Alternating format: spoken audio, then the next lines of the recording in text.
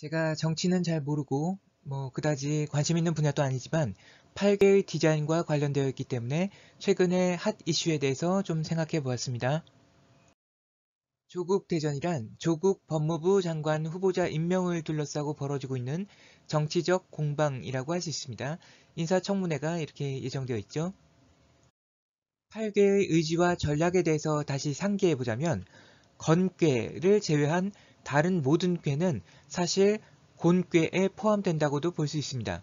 건꾀는 기준에 맞지 않는 것에 대해서는 일말의 타협이 없는 유일한 꾀로서 건꾀의 입장은 나만이 유일한 정답이고 나를 제외한 것은 모두 오답이라는 것입니다. 이것은 철학에서는 데카르트의 방법론에 해당되고 조국 후보자에 대한 입장으로 본다면 도덕적 흠결이 있으므로 안 된다는 입장이라고 할 수 있습니다. 여기서 조국 후보를 반대하고 공격하는 측의 전략을 생각해 보기로 하겠습니다. 건꾀의 입장은 동일합니다. 도덕적 흠결이 있으므로 안 된다는 것입니다. 그런데 반대 측의 주류인 야당과 언론이 사용하는 전략이 건꾀에만 국한되는 것이 아닙니다. 진꾀의 전략으로 흔들고 손꾀의 전략으로 취약한 부분을 공격합니다. 조국 후보는 단순히 장관 자리 한 명으로서의 의미가 아니라 정권의 상징 같은 인물인데 예전에 탁현민 행정관의 경우와 유사하게 이 정권에 가장 큰 타격을 줄 수 있는 부분을 계속 물고 늘어지는 전략인 것입니다. 거기다가 감꾀의 전략으로 함정을 파고 리꾀의 전략으로 엄청난 파상 공세를 퍼붓고 있습니다. 감꾀의 함정은 상대방이 선택할 수 있는 전략을 제한하는 것이라 할 수 있는데 이 모든 전략들의 목적은 상대방이 어쩔 수 없이 조국 후보는 안 된다는 건꾀의 카드를 선택할 수밖에 없게 만드는 것입니다. 조국 후보를 반대하는 야당 측에서 사용하고 있는 전략에 대한 전례는 노무현 전 대통령의 경우에서 분명히 알 수 있습니다. 호화 노트, 아방궁, 명품 시계. 그렇기 때문에 그들이 생산해낸 정보들은 최소한 한 번쯤은 검증을 하고 나서 진실로 받아들일 필요가 있을 것 같습니다. 선천의 복희팔계는 건꾀가 가장 위에 있어서 다른 모든 궤들을 거느리고 있다고 볼 수 있습니다. 정의가 먼저이고 정의롭지 못한 것에 대해서 타협하지 않는 것이 최고의 선입니다. 그런데 과연 그 세상이 정의롭고 평화로웠습니까? 저는 아니었다고 봅니다. 왜냐하면 미국은 자신이 정의라고 믿지만 오사마 빈 라덴도 자신이 정의라고 믿기 때문입니다. 이런 세상에서는 갈등과 투쟁과 분쟁이 그칠 수가 없는 것입니다.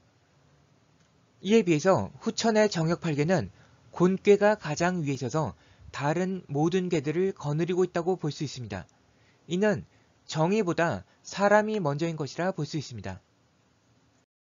황희정승은 곤꾀의 리더십을 보여주셨다고 생각되는데 정의가 아닌 사람 위주의 가치를 우선하신 것입니다. 정의는 보는 관점이나 시각에 따라 변할 수 있지만 변하지 않는 것은 하나의 생명, 하나의 마음의 가치인 것이고 그것이 천부경에서 말한 용변부동본이라고 생각됩니다.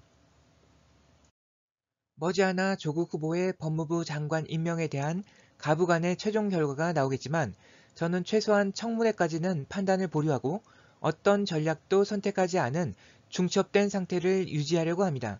왜냐하면 조국 후보를 반대하는 측에서 기획한 내용이 너무 투명하게 들여다 보이기 때문입니다. 함정을 파놓고 정의를 선택하라고 자꾸 밀어넣으려고 하기 때문에 그 의도에 대해서 의심을 하지 않을 수가 없는 것이고 현재까지 조국 후보자 반대 측에서 제시한 정보들만 보면 조국 후보자가 겉과 속이 무지하게 다른 위선자인 것처럼 보일 수도 있지만 실제로 위선자인지 아니면 생각과 말은 이상을 지향하였으나 현실과 자기 주변에서는 그것을 제대로 이루지 못한 한계를 드러낸 한 명의 사람일 뿐인지에 대한 진실이 인사청문회를 통해서 드러날 수 있을 것이라 기대하기 때문입니다. 사람 사는 세상에서 의지들의 충돌이 없을 수는 없는 일 같습니다. 때로는 선과 악이 아니라 선과 선도 충돌할 수 있는데 팔개들 사이의 의지의 충돌이 그러한 예가 될 수 있을 것입니다. 하지만 정말 도저히 어울릴 수 없는 극단끼리의 대립이 아니라면 우리 모두는 하나의 생명, 하나의 마음이라는 뿌리의 서로 다른 가지에 불과하다는 인식 위에서 서로에 대한 이해와 존중, 배려와 관용을 잃지 않는 것이 중요한 것 같고, 그것이 후천 세상이 선천 세상과 달라지게 되는 가장 큰 이유일 것입니다. 들어주셔서 감사합니다.